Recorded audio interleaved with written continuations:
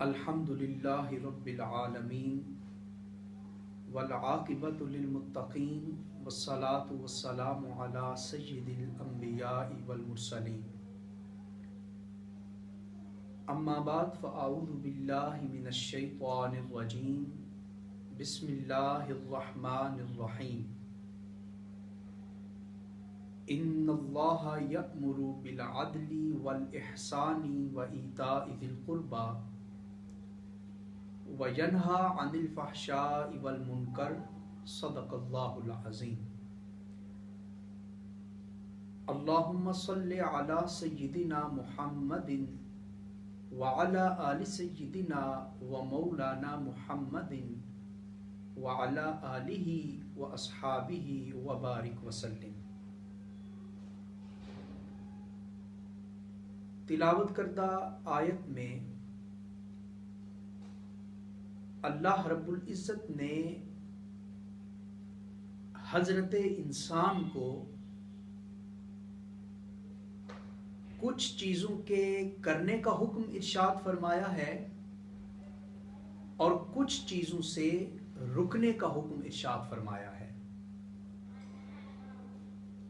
ارشاد ہوتا ہے کہ ان اللہ یأمر بالعدل والاحسان وایتاء ذی القربی، کہ بے شک اللہ حکم دیتا ہے عدل کرنے کا، احسان کرنے کا اور رشتے داروں کو عطا کرنے کا۔ ان تین کاموں کے کرنے کا حکم رب ذوالجلال نے ارشاد فرمایا، اور اس سے اگلا مضمون اس میں ہمارے لیے وَيَنْهَا عَنِ الْفَحْشَاءِ وَالْمُنْكَرِ، اور اللہ روکتا ہے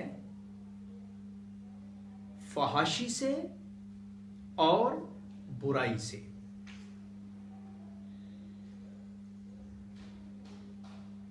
جس دور میں ہم زندگی گزار رہے ہیں وہ دور انتہائی بے حیائی کا، فحاشی کا دور ہے،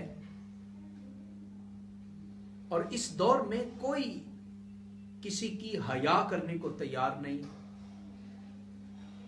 کوئی کسی کی شرم کرنے کو تیار نہیں، اور حیا کے مقابلے میں بے حیائی کا لفظ آتا ہے۔ حیا انسان کو اللہ کے قریب کرتی ہے، جبکہ بے حیائی انسان کو شیطان کے قریب کرتی ہے۔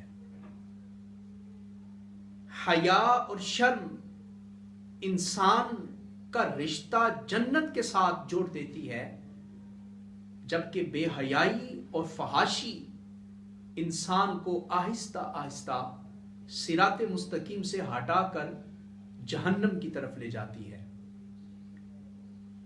اور یہ بات عام دیکھنے میں آتی ہے کہ جو بے حیا ہوتا ہے وہ گالی نکالتا ہے، وہ سب و شتم کرتا ہے، وہ بڑوں کی عزت نہیں کرتا، وہ چھوٹوں کے ساتھ پیار نہیں کرتا، اس کی آنکھوں سے شرم و حیا کا نور جو ختم ہو جاتا ہے۔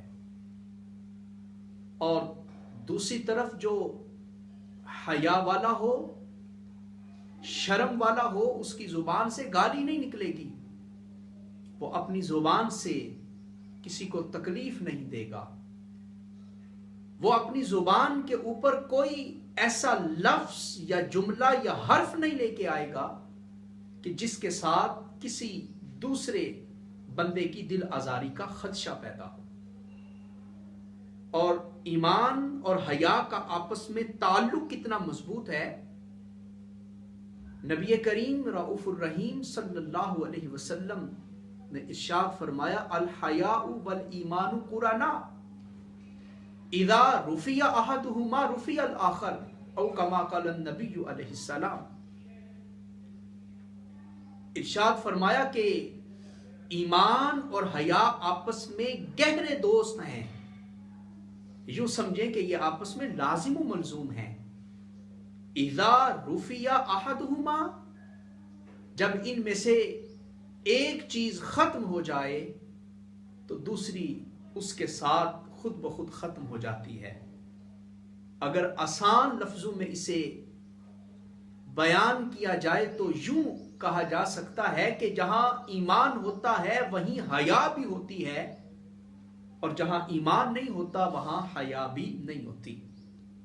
تو گویا مومن حیادار ہوتا ہے، مومن شرم کرنے والا ہوتا ہے، اور جو مومن نہیں ہوتا، جس کے دل میں توحید و رسالت کا نور نہیں ہوتا، وہ بے حیائی بھی کرتا ہے، وہ فحاشی بھی کرتا ہے۔ اسی لیے تو نبی پاک صلی اللہ علیہ وسلم نے ارشاد فرمایا کہ اذا فاتک الحیا فافعل ما شئت، کہ جب تجھ سے حیا ختم ہو جائے تو جو تیرا دل کرتا ہے وہ کر۔ اس لیے کہ بندے کو گناہوں سے جو قوت روکتی ہے اسی کا نام شرم ہے، اسی کا نام حیا ہے۔ اور وہ لوگ جو شرم و حیا سے اپنے رشتے کو کمزور کرتے ہیں، وہ ذرا رب کا قرآن پڑھ کے دیکھیں کہ رب ذوالجلال نے اس کی سزا کتنی سخت بیان کی ہے۔ ارشاد فرمایا ان الذین یحبون ان تشیع الفاحشۃ فی الذین آمنوا لہم عذاب علیم فی الدنیا والآخرہ۔ فرمایا کہ وہ لوگ جو ایمان والوں میں بے حیائی اور فحاشی کو پھیلانا چاہتے ہیں، اور جن کی تمنا یہ ہے کہ اہل ایمان میں فحاشی عام ہو جائے، بے حیائی عام ہو جائے، فرمایا لہم عذاب علیم فی الدنیا والآخرہ، ان کے لیے اس دنیا میں بھی عذاب علیم ہے اور ان کے لیے آخرت میں بھی عذاب علیم ہے۔ تو جب ہم یہ کہتے ہیں کہ ہمیں شرم و حیا کو اختیار کرنا ہے، تو یاد رکھیں شرم و حیا کے اندر ایک وسعت ہے۔